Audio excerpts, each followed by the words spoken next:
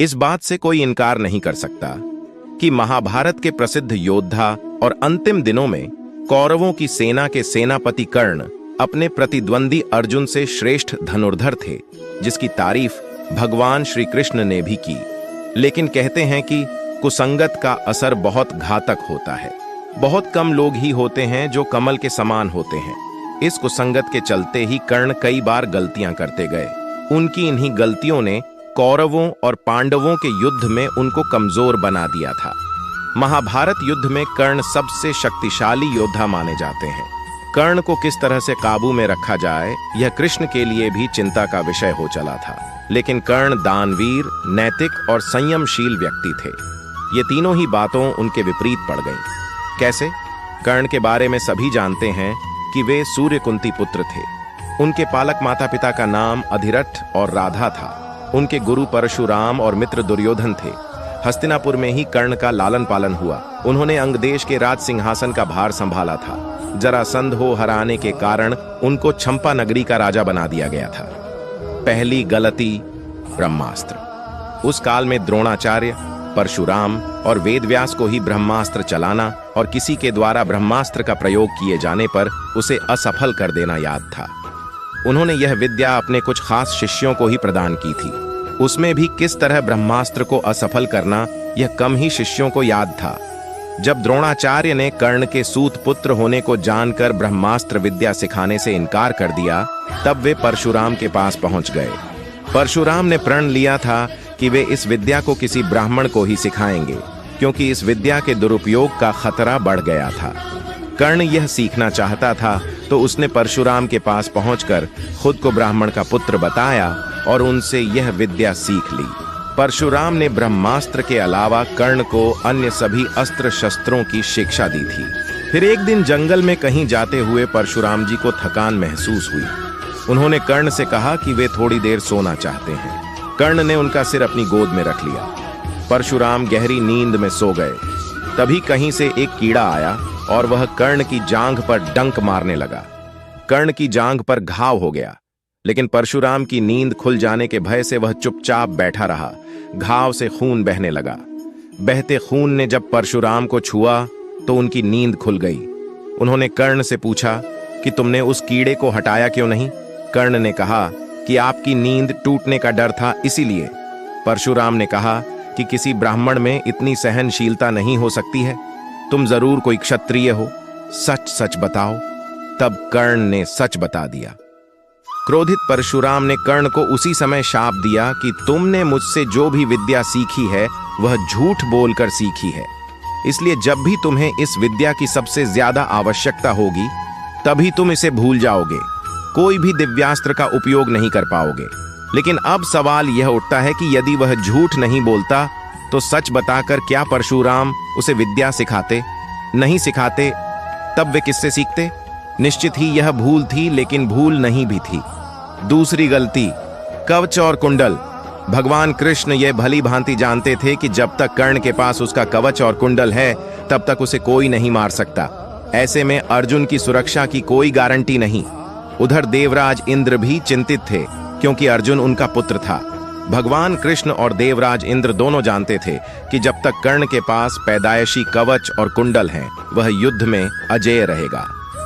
तब कृष्ण ने देवराज इंद्र को एक उपाय बताया और फिर देवराज इंद्र एक ब्राह्मण के वेश में पहुंच गए कर्ण के द्वार।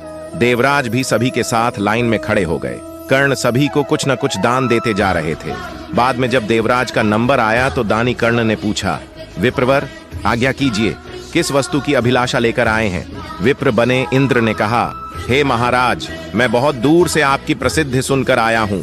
कहते हैं कि आप जैसा दानी तो इस धरा पर दूसरा कोई नहीं है। तो मुझे आशा ही नहीं विश्वास है कि मेरी इच्छित वस्तु तो मुझे अवश्य आप देंगे ही। फिर भी मन में कोई शंका न रहे, इसलिए आप संकल्प कर लें, तभी मैं आपसे मांगूंगा। अन्यथा आप कहें तो मैं खाली हाथ चला जाता हूँ। तब ब्राह्मण के भेष में इंद्र ने और भी विनम्रता पूर्वक कहा, नहीं नहीं राजन, आपके प्राण की कामना हम नहीं करते। बस हमें इच्छित वस्तु मिल जाए तो हमें आत्म शांति मिले। पहले आप प्रण कर लें तो ही मैं आपसे दान मांगू। कर्ण ने तैश में आकर जल हाथ में लेकर कहा, हम प्रण करते हैं विप्रवर अब तुरंत मांगिए। तब क्षद्म इंद्र ने कहा, राजन, आपके शरीर के कवच और कुंडल हमें दान स्वरूप चाहिए। एक पल के लिए सन्नाटा छा गया। कर्ण ने इंद्र की आंखों में झांका और फिर दानवीर कर्ण ने बिना एक क्षण भी गंवाए अपने कवच और कुंडल अपने शरीर से खंजर की सहायता से अलग किए और ब्राह्मण को सौंप दिए। अब यह रथ यहीं ढंसा रहेगा और तू भी यहीं ढंस जाएगा। तब इंद्र ने आकाशवाणी से पूछा, इससे बचने का उपाय क्या है? तब आकाशवाणी ने कहा, अब तुम्हें दान दी गई वस्तु के बदले में बराबरी की कोई वस्तु देना होगी। इंद्र क्या करते, उन्होंने यह मंजूर कर लिया। तब वे फिर से कर्ण के पास गए, लेकिन इस बार ब्राह्मण के वेश में नहीं। कर्ण ने उन्हें आता देखकर कहा, देवराज, आदेश करिए, और क्या चाहिए? इंद्र ने झेंपते हुए कहा, हे दानवीर कर्ण, अब मैं याचक नहीं हूं, बल्कि आपको कुछ देना चाहता हूं। कवच कुंडल को छोड़कर मांग लीजिए, आपको जो कुछ भी मांगना हो। कर्ण ने कहा, देवराज, मैंने आज तक कभी किसी से कुछ नहीं मांगा और न ही मुझे कुछ चाहिए। कर्ण सिर्फ दान देना जानता है, लेना नहीं। तब इंद्र ने विनम्रता पूर्वक कहा, महाराज कर्ण, आपको कुछ तो मांगना ही पड़ेगा, अन्यथा मेरा रथ और मैं यहां से नहीं जा सकता हूं। आप कुछ मांगेंगे तो मुझ पर बड़ी कृपा होगी। आप जो भी मांगेंगे मैं देने को तैयार हूं। कर्ण ने कहा, देवराज, आप कितना ही प्रयत्न कीजिए, लेकिन मैं सिर्फ दान देना जानता हूं, लेना नहीं। मैंने जीवन में कभी कोई दान नहीं लिया। तब लाचार इंद्र ने कहा, मैं यह वज्र रूपी शक्ति आपको बदले में देकर जा रहा हूं। तुम इसको जिसके ऊपर भी चला दोगे वो बच नहीं पाएगा। भले ही साक्षात काल के ऊपर ही चला देना, लेकिन इसका प्रयोग सिर्फ एक बार ही कर पाओगे। कर्ण कुछ कहते उसके पहले ही देवराज व वज्र शक्ति वहां रखकर तुरंत भाग ली। कर्ण के आवाज देने पर भी वे रुके नहीं।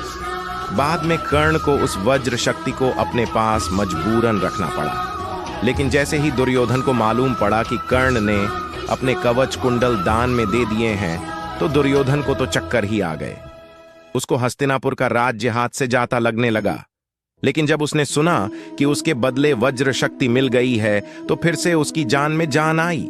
अब इसे भी कर्ण की गलती नहीं मान सकते, यह उसकी मजबूरी थी। लेकिन उसने यहां गलती यह की कि वह इंद्र से कुछ मांग ही लेता। नहीं मांगने की गलती तो गलती ही है। अरे, वज्र शक्ति को 3 बार प्रयोग करने की इच्छा ही व्यक्त कर देता। तीसरी गलती, सर्प और कर्ण। अब यह कथा कितनी सच है, इस पर तो शोध होना चाहिए, क्योंकि यह लोक कथा पर आधारित है। माना जाता है कि युद्ध के दौरान कर्ण के तूनीर में कहीं से एक बहुत ही जहरीला सर्प आकर बैठ गया। तूनीर अर्थात जहां तीर रखते हैं, यह पीछे पीठ पर बंधी होती है। कर्ण ने जब एक तीर निकालना चाहा तो तीर की जगह यह सर्प उनके हाथ में आ गया। कर्ण ने पूछा, तुम कौन हो और यहां कहां से आ गए? तब सर्प ने कहा, हे दानवीर कर्ण, मैं अर्जुन से बदला लेने के लिए आपके तूनीर में जा बैठा था। कर्ण ने पूछा, क्यों? इस पर सर्प ने कहा, राजन, एक बार अर्जुन ने खांडव वन में आग लगा दी थी।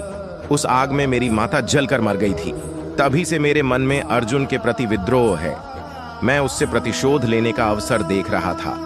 वह अवसर मुझे आज मिला है। कुछ रुककर सर्प फिर बोला, आप मुझे तीर के स्थान पर चला दें।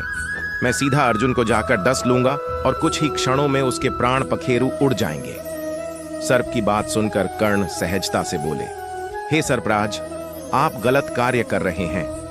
जब अर्जुन ने खांडव वन में आग लगाई होगी तो उनका उद्देश्य तुम्हारी माता को जलाना कभी न रहा होगा। ऐसे में मैं अर्जुन को दोषी नहीं मानता। दूसरा, अनैतिक तरह से विजय प्राप्त करना मेरे संस्कारों में नहीं है। इसलिए आप वापस लौट जाएं और अर्जुन को कोई नुकसान न पहुंचाएं। सर्प वहां से उड़ गया। चौथी गलती, ब्राह्मण का शाप। परशुराम जी के आश्रम से शिक्षा ग्रहण करने के बाद कर्ण वन में भटक रहे थे। इस दौरान वे शब्द भेदी विद्या सीख रहे थे। एक दिन जब वे इस विद्या का अभ्यास कर रहे थे, तब उन्होंने एक गाय के बछड़े को अन्य वन्य पशु समझकर शब्द भेदी बाण चला दिया और उस बाण से बछड़ाड़ मारा गया। तब उस गाय बछड़े के स्वामी ब्राह्मण ने कर्ण को शाप दे दिया कि जिस प्रकार उसने एक असहाय बछड़े को मारा है, वैसे ही एक दिन वह भी तब मारा जाएगा जबकि वह खुद को असहाय महसूस करेगा और जब उसका सारा ध्यान अपने शत्रु से कहीं अलग किसी और काम पर होगा। हुआ भी यही था कि जब कर्ण का अर्जुन से घोर युद्ध चल रहा था, तब उसके रथ का पहिया बार बार भूमि में धंस जाता था और वह उसे निकालकर फिर से युद्ध करने लगता था। ऐसे समय में जब फिर से उसके रथ का पहिया भूमि में धंस गया, तब वह फिर से उसे निकालने लगा और उसे उस समय घबराहट भी हो रही थी। वह उसका सारा ध्यान युद्ध के अलावा पहिए पर चला गया था। वह खुद को असहाय महसूस कर रहा था। ऐसे मौके का लाभ उठाकर अर्जुन ने कर्ण को मार दिया। अंत में 5वीं गलती कुंती को दिया वचन। एक बार कुंती कर्ण के पास गई और उससे पांडवों की ओर से लड़ने का आग्रह करने लगी। कर्ण को मालूम था कि कुंती मेरी मां है। कुंती के लाख समझाने पर भी कर्ण नहीं माने और कहा कि जिनके साथ मैंने अब तक का अपना सारा जीवन बिताया, उसके साथ मैं विश्वासघात नहीं कर सकता। तब कुंती ने कहा कि क्या तुम अपने भाइयों को मारोगे? इस पर कर्ण ने बड़ी ही दुविधा की स्थिति में वचन दिया।